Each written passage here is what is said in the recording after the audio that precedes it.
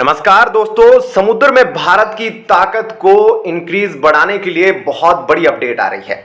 जो चीन अपनी विस्तारवादी नीतियों के तहत अपने क्षेत्र का विस्तार करने और दुनिया की नंबर 1 नौसैनिक शक्ति की महत्वाकांक्षा को पूरा करने के लिए लगातार कोशिश कर रहा है और ड्रैगन अपनी जमीन और समुद्र पर तेजी से अपनी क्षमता का विस्तार कर रहा है।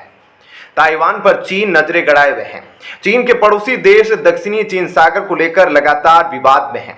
चीन लगातार हिंद महासागर में गश्त कर रहा है और जमीनी स्तर पर तथा समुद्र में भारत के हिस्सों पर कब्जा जमाने के लिए लगातार कोशिशें कर रहा है।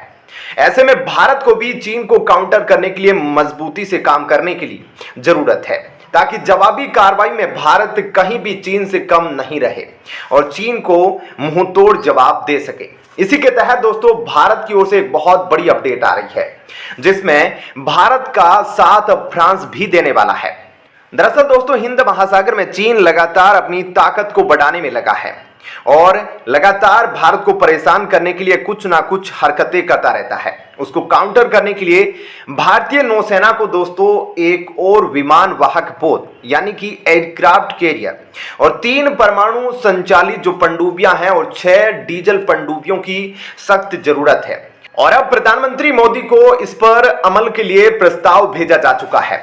दोस्तों माना जा रहा है कि यह जो अत्याधुनिक पारंपरिक पनडुब्बियां हैं उनका निर्माण भारतीय शिपयार्ड में प्रधानमंत्री मोदी की आत्मनिर्भर भारत विजन के तहत ही किया जाएगा। दोस्तों चीन है वो लगातार मलक्का जो जल डमरू मध्य है और जो अदन की खाड़ी है उसमें अपनी चहलकदमी बढ़ा रहा है और उसको देखते हुए भारत के जो हित है, जो भारत की संप्रभुता है उस पर खतरा है और भारत को काउंटर करने की सख्त जरूरत है। दोस्तों भारत को घेरने के लिए चीन ने एक बहुत बड़ा षड्यंत्र रच रखा है। जी हां, BRI यानी बेल्ट रोड इनिशिएटिव। इसके आड़ में चीन भारतीय उपमहाद्वीप को घेरने की पूरी कोशिश कर रहा है और इसी प्रोजेक्ट के तहत चीन लगातार भारत के चारों ओर अपने नौसैनिक बेस बना रहा है।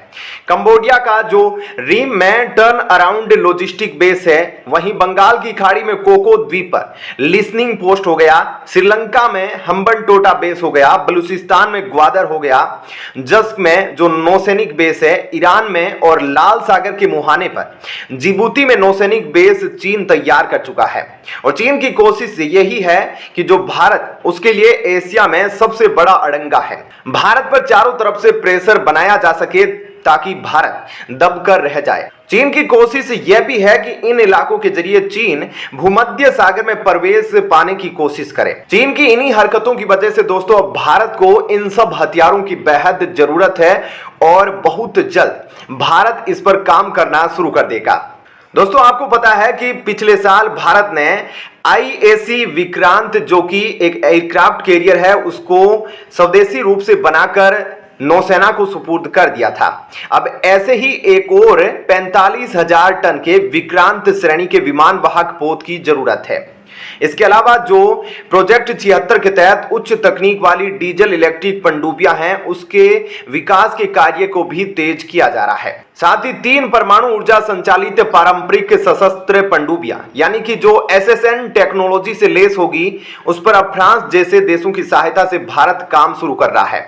ऐसे में माना जा रहा है कि भारत के ये हथियार 2025-26 की शुरुआत में जो ये पनडुब्बियां हैं वो हिंद महासागर में उच्च समुद्र में गश्त कर सकती है और चीन को टक्कर दे सकती है।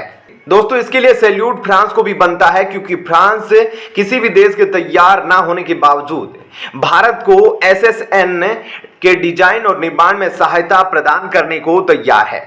आपको बता दूं कि फिलहाल भारत के पास विश्वसनीय परमाणु बैलिस्टिक मिसाइलों से लेस 3 अरिहंत श्रेणी की पनडुब्बियां हैं। एक पूरी तरह से चालू है, दूसरा समुद्री परीक्षणों के अंतिम चरण से गुजर रहा है और तीसरा भी समुद्री परीक्षणों के शुरुआती चरणों में है। ऐसे में दोस्तों भारत जिस प्रकार से चीन को समुद्र में रोकने के लिए कदम उठा रहा है उस पर आपकी क्या राय है? कमेंट सेक्शन में जरूर बताएं। धन्यवाद। जय हिंद।